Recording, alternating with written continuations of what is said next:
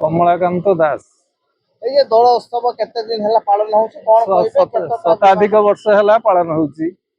କିନ୍ତୁ ଏଇ ଯୋଉ ଜାଗଜମ ଆଗରୁ ଖୁବ କମ ହଉଥିଲା, କିନ୍ତୁ ଜାଗଜମଟା 30 ବର୍ଷ ହେଲା ଚାଲିଛି। ଏଇଭଳି କେତେଟା ବିମାନ ଆସିଥିଲା? ଆଗରୁ 15 ବିମାନ ଆସୁଥିଲେ, ଏବେ 10 ବିମାନ ଆସୁଛନ୍ତି। ଆଉ କଣ କହିବେ ଯୁବ ସମାଜକୁ କଣ ବାର୍ତ୍ତା ଦେବେ?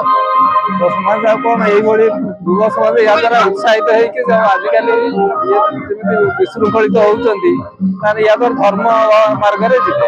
ଏଇଆ ଆଉ।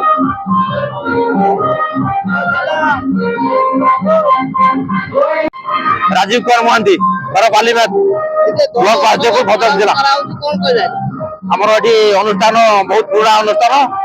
ଏଠାକାର ଆମର ସେକ୍ରେଟାରୀ ପ୍ରେସିଡେଣ୍ଟ ଯିଏ ବହୁତ ସୁନ୍ଦର ପରିଚାଳନା କରୁଛନ୍ତି। ବହୁତ ଜାକଜମକର ଠାକୁର ଆସିବା, ଆମର ଏଠି ଲଉଡି ଖେଳ କରିବା, ଯଜ୍ଞ କରିବା, ବହୁତ ଭଲ ଭାବ ହଉଛି।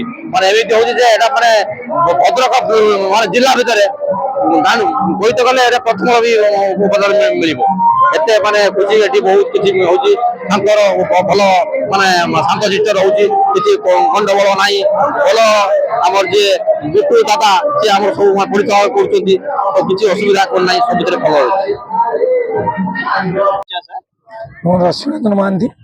এই যে ବାଲିମେଦ ଦୋଳ ମହୋତ୍ସବ କେତେ ବର୍ଷ ହେଲା ପାଳନ କରୁଛି, ଏଠି କେତେଟା ମେଳନ?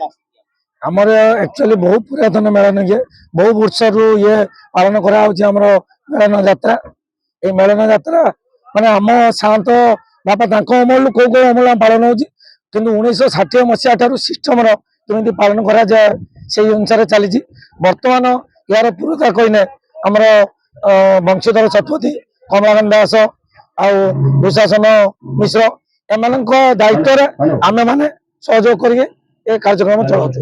ଏ ବର୍ଷ 2025 ଆମର ଦୋଳ ମହୋତ୍ସବ ପାଳନ କରାଯିବ ବୋଲି 4 ଦିନ 18 ରୁ 21 ତାରିଖ ପର୍ଯ୍ୟନ୍ତ डिस्ट्रिक्ट कल्चरल ऑफिस रु सहयोग क्रमे कलेक्टर सहयोग क्रमे जो प्रोग्राम सब हम से टोटल कलेक्टर सहयोग कर मधुस्मिता महंती। दोल महोत्सव पालन केते वर्ष होला पालन करा होछि, केतेटा मेळन आछे? 1960 मसीह पालन करा होछि। एठी हमर 10टा ठाकुर माने आछंती, एठी हमर यज्ञ भी होछि, महोत्सव भी हब बोली महोत्सव एठाकार सब माने हम बुझुछंती होछि हमर गुटुआदा हम शांत सबुल नन्ना आ कमलान सारे तीनुआदा एमती समस्त मिसिकी बुझा बुझी करछंती। एठी भी समस्त उपस्थित थिले, काम एबे समाप्त हैला, महोत्सव राति रे हेबो, समस्त उपस्थित रहिबे। महोत्सव केते दिन पालन करा? चाली 18 ରୁ 4 ଦିନ 21 ତାରିଖ ପର୍ଯ୍ୟନ୍ତ ଚାଲୁ ରହିବ।